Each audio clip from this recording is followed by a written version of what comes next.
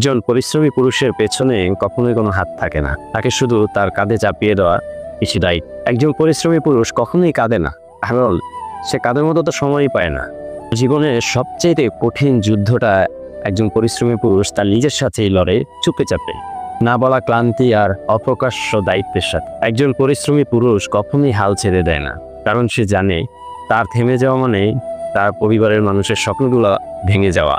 একজন পরিশ্রমী পুরুষকে কি কখনো কেউ জিজ্ঞেস করেছেন তুমি কেমন আছো? কারণ সে পুরুষ, সে যন্ত্র, সে অভ্যাসে পরিণত এক নিঃশব্দ সংগ্রাম। পরিশ্রমী পুরুষের কোনো ব্যক্তিগত স্বপ্ন থাকে না, না থাকে কোনো বিলাসিতা।